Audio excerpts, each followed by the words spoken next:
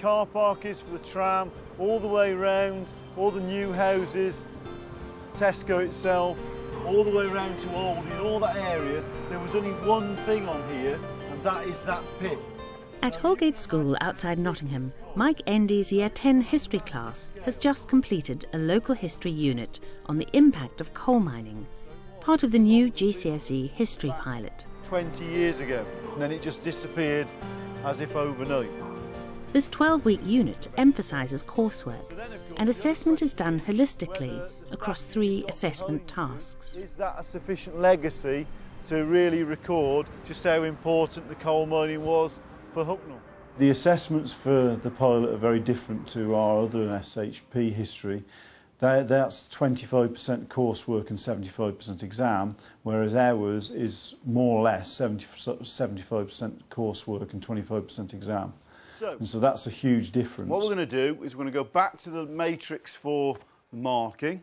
We're going to look at that and make sure that what you're doing when you're looking at other people's work, you're actually considering how well did people do against those criteria, because that's what I had to do when I marked it.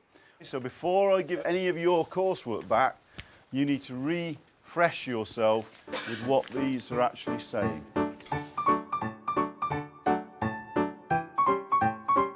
I just want to draw your attention to things on that criteria list, things that we can say for next time you definitely have to pay attention to. So, select, organise and deploy effectively. So in other words, what sources are you going to use? Good understanding of the significance of the issue. Did you show how coal mining was important in the past, but also how it carried through to say where there was a significance and a legacy today?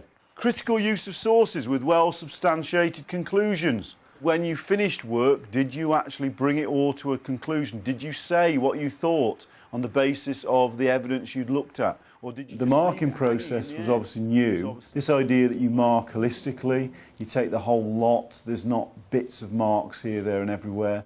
The challenge was really to look at the 3 pieces of work and then be able to say from those 3 pieces of work that there was just one band and one mark. It's got to be marked holistically. In other words, rather than having a mark scheme for the first part, the second part and the third part, I have to look at the whole lot.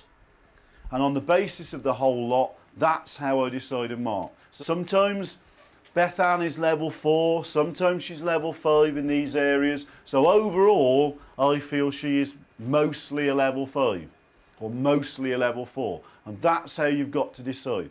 What about in the bands? So once I've decided, Blake, that you are a level 5, what sort of things am I going to use to say, OK, you are a level 5, but are you at the top of level 5 or are you towards the bottom?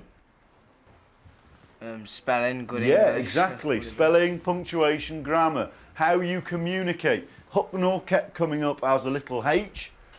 There were spelling errors and various other things, and all the time I'm afraid that's having to say, right, OK, you're definitely in band 5, Blake, but you're going down band 5. So communication is one thing. The other sorts of things are quite straightforward. They're things like, how much depth did you go into? How much explanation did you really give? So what do you have to keep making sure you're doing all the time? Every paragraph, what do you need to go back to? The question. Yeah, well done, Alex. Yeah, you've got to go and say, am I still on this question or am I just wandering off? Although I'm going to try and get you to say how you should improve your work, I do want you to remember that lots of your work was good. As you are all nicely set in pairs, can you swap your work with each other and actually then pick up on a few themes? OK, carry on. You didn't even use the Edmonton Testament, did you? The Winter's one. William Winter? Huh? I did. You used the miners that came in really well because you put loads of quotes in it, so you didn't just rely on like the ones we had in lesson. You used like your own quotes. So I think like you trailed off sometimes. So, but most of most of it was like proper to the point and explained it really well. So. Yeah, using that particular source would have been useful, but you know, you were selecting, so it was up to you to do which you wanted. What you did do, you used the census material really well, because you were sort of saying, well, before it was like this, and after, I know it was like that, and that was really well done. So it swings and roundabouts, and not everyone's going to use the same thing, otherwise I'd be cheating. Alec, tell me something about Blake's. What would you say he most needed to do? Use the Unwritten Testimony by William Winters. Right. Because that could have probably got his grade up. Yeah, so a selection issue, yeah. And he definitely could have probably improved his spelling and grammar. Right. Jordan, what did you notice about Beth Ann's that you thought, wow, that was really good? Yeah, she explained the area very well. She was basically straight to the point as well. Right. What do you think about Jordan's? Pick out something good about Jordan's, but then be critical. But it is good. It's got quite a lot of good information in it. What about the marking framework? Pick something specific from there that you think he should have done. Why did he only get band 3? Because he didn't really explain some things. Right, so he left some things unexplained. So if you're going to do the identification, if you're going to use those sources, you really do need to follow it through and make your own stamp on it and actually say what you think about it. The 19th century task was really one where we were asking the students to look at Hucknall from the early period, and it wasn't too difficult to do because they could see from a variety of sources that Hucknall wasn't in a very good state. There was lots of unemployment. Basically, the village was going nowhere very fast. We've got the 1832 Trade Directory, less than one page, does give you some idea that Hucknall was not. And then, by looking at some later material, they could clearly see that something fairly dramatic had happened to Hucknall. With rough, dirty and noisy persons intent on the barter and traffic, and not in distress. Trade Directory for 1895, stretching over several pages. Right, so this is your question 1, Alice. This is what I was sort of picking up on yours. Keeping the task's significance in mind, reaching conclusions. Right, now at this end, obviously at the end, you were really good at reaching conclusions. There was no doubt about your overall conclusion. Yeah. But I think there was a need to sort of draw things together halfway through. So you were going down here, you were talking about Hucknall before the coal mines So I appeared. concluded before, and then after and then as well. you've got, as well as jobs, you just went through a list of jobs there were. After coal mining came, so you've just sort of, right, I've been talking about before the mines, and now I've dispensed with that, I don't want to bother with it anymore. I think they were inclined to just do the traditional history and say, well, this is what it was like before, this is what it was like after. I can interpret both of these and I can tell you what caused it, but then, you want me to tell, and then I've got to bolt this thing on about the significance of what all this was. So that it was sort of a reminding game, really, which you shouldn't have to do, but obviously with GCSE students you do. We'll start off with Alex. So we're looking at the introduction of the National Coal Board. Have you ever heard of the National Coal Board? Nope. Right. So the second assessment task was based on the early 20th century, and the aim there was to look more at a national focus. And I wanted to use a different method of the students producing this, so we took a risk and went for PowerPoint, but without all the gizmos and fancy bits flying onto the screen. No children like you would have worked underground? I think they did come up with some fairly major themes, and also find out some quite interesting material about the state of the coal industry at that stage. Hundreds of collars are owned by the National Coal Board.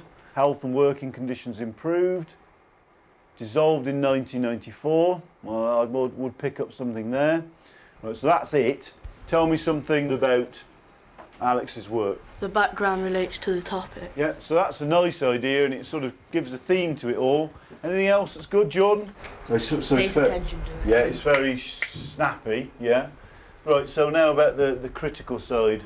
Laura? Every single piece has only got like a tiny little bit of information, and that's not like really what the question was asking you to do. No, there are certainly some themes where he should have done some more. Now, I go back to that one, for example. The National Coal Board was dissolved in 1994.